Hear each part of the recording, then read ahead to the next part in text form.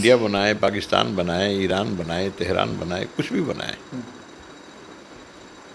उससे उनके चेहरे पर और उनकी छवि जो जनता के बीच है, उनके तमाम नेता जो एकजुट हुए हैं उन सब की, वह तो बदलने वाली नहीं है, वो तो वही रहेगी। मुकेश सहनी कब क्या बोलेंगे और कब क्या बोलते हैं, ये मुकेश सहनी खुद नहीं जानते। आरक्षण पहले दे दिया जाए तब वो आएंगे, ऐसा थोड़े है। साथ आए, फिर आरक्षण पर विचार होगा। और ये सब इनके कह देने से और सम्राट चौधरी की योग्यता कम हो जाएगी क्या? ऐसा कुछ नहीं होता, न ऐसा होने वाला है। तो एक कहावत है ना कि हाथी चले बाजार, आगे नहीं कहेंगे। नमस्कार, आप लाइव स्टिक्स देख रहे हैं, मैं हूं आपके साथ Rohit Verma. India versus NDA की लड़ाई के बीच आज बिहार के मुख्यमंत्री नीतीश कुमार ने साफ साफ कह दिया कि इंडिया से बीजेपी घबरा चुकी है। हमारे साथ बात करने के लिए बीजेपी के वरिष्ठ नेता अमरेंद्र प्रताप सिंह है, पूर्व मंत्री भी रह चुके हैं। सर, किस तरीके से इसको देख रहे हैं आप? मुख्यमंत्री नीतीश कुमार भी कह रहे हैं कि आप लोग घबरा चुके हैं इंडिया से। अब मुख्यमंत्री बोलने लगे, अभी तक तो बोलवा रहे थे। तो ये एक अच्छी बात है, कुछ तरक्की हुई है। अपने नहीं बोलना, दूसरों से बुलवाना, अब स्वयं उनको मैदान में उतरना पड़ा।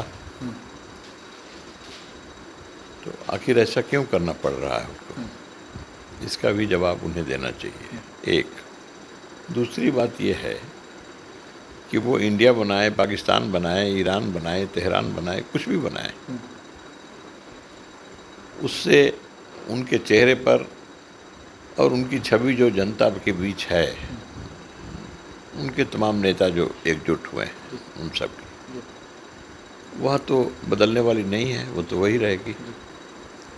इसलिए नाम कुछ भी रख लें, काम तो उनका जो है वो उनके साथ रहेगा, और उसके कारण उनका जो चेहरा बना है उन लोगों का, तो वह भी उनके पास रहेगा।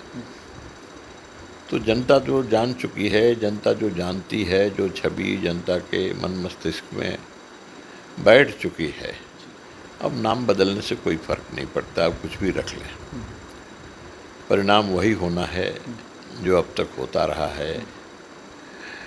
भारत के यशस्वी प्रधानमंत्री नरेंद्र मोदी ने वह लकीर खींच दी है देश के विकास के दृष्टि से, सम्मान के दृष्टि से, और परम वैभव के शिखर पर भारत माता को पहुंचाने की दृष्टि से जो लकीर खींच दी है, अब उसको कोई छूने वाला आगे भविष्य में कोई जन्म नहीं लेगा अनेक दिनों तक। हम यह नहीं कहते कि धरती पर कोई जन्म नहीं लेगा। राम हुए, राम के बाद कृष्ण हुए, कृष्ण के बाद बुद्ध हुए, अनेक हुए महापुरुष धरती पर जन्म लेते रहेंगे। लेकिन ऐसे महापुरुष जब जन्म लेंगे ना, तभी कुछ ऐतिहासिक निर्णय संभव होगा। इस बात का आप गांठ बांध लीजिए। नरेंद्र मोदी जी ने जो काम किया है और देश को उस विकास के और सम्मान के उस शिखर पर पहुंचाने में सफल हुए हैं, तो दुनिया तो अवाक है, आश्चर्यचकित है। लेकिन बिहार में ही नीतीश सरकार के कई मंत्री कह रहे हैं कि हक छीन रहे हैं मोदी सरकार हमसे। अब उनकी मंत्री क्या हैं वो तो सब मालूम है ना, अभी तो सब किए। उनके कोई मंत्री, बाकी जनता के बीच में उनकी क्या क्या छवि है, और मुख्यमंत्री जो अपना चेहरा बचाने में, छुपाने में लगे हुए हैं। 5-5, 8-8 विभाग तेजस्वी के पास है, और जो मंत्री हैं ट्रांसफ़र पोस्टिंग तक भी एकदम गंदा हो गया है, और उसको उन्हें झेलना पड़ रहा है। तो अब उनके मंत्री क्या बोलेंगे? बोलने लायक हैं क्या? बोलने लायक नहीं है। मुकेश सहनी आप लोगों पर आरोप लगा रहे हैं कि फ़ोन करके बीजेपी वाले धमकाते हैं, किस तरीके से देख रहे हैं? मुकेश सहनी कब क्या बोलेंगे और कब क्या बोलते हैं, ये मुकेश सहनी खुद नहीं जानते। अब उन्होंने क्या कहा है उसको गंभीरता से न जनता लेती है न हम लोग लेते हैं। उनको जो करना होगा करेंगे। उनको बहुत कुछ चाहिए तो सब दरवाजे घूम रहे होंगे, लेकिन मेरा यही कहना है, मुकेश सहनी मेरे साथ भी थे, मेरे साथ ही रहे, हम लोग साथ साथ कैबिनेट में थे, अगल बगल बैठते थे, बातें होती, लेकिन अब आरोप लगा रहे हैं। लेकिन उनको अब उनकी मंशा पूरी नहीं हुई तो आरोप लगाने में क्यों देरी करेंगे। तो उनकी ये फितरत है, तुरंत आरोप लगाएंगे, तुरंत प्रशंसा भी करेंगे और उनके कदम नित्य और प्रतिदिन बदलते रहते हैं। तो अब देखिएगा 2 दिन के बाद कुछ और बोलेंगे जो उनको आज पता नहीं है।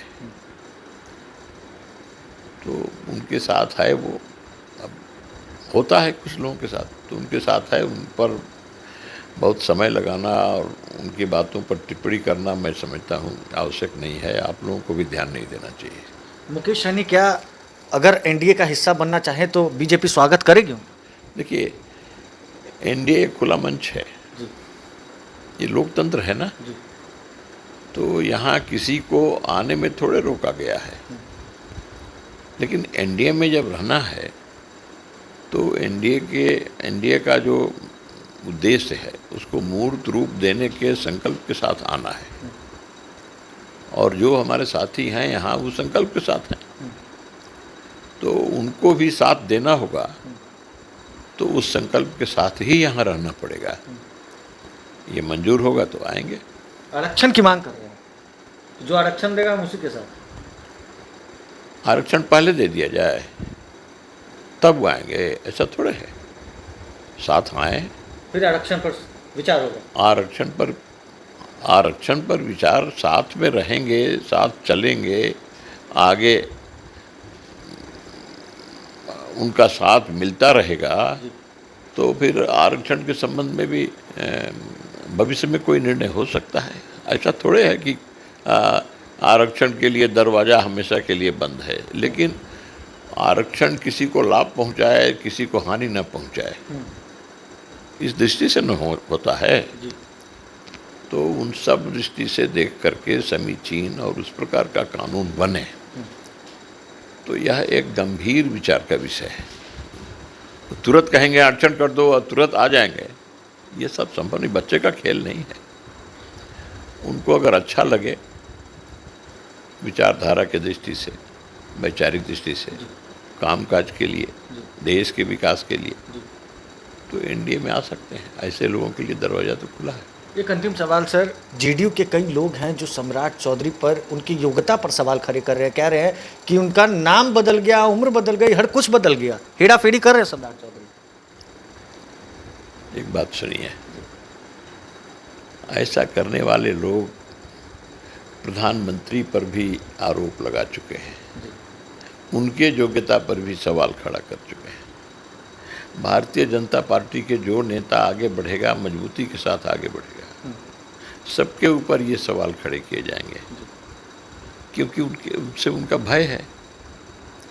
तो मजबूती के साथ सम्राट चौधरी आगे बढ़ रहे हैं, इसलिए ये भयभीत हैं। तो अनेक प्रकार के मनगढ़ंत आरोप लगाएंगे, उससे कोई फर्क नहीं पड़ता है।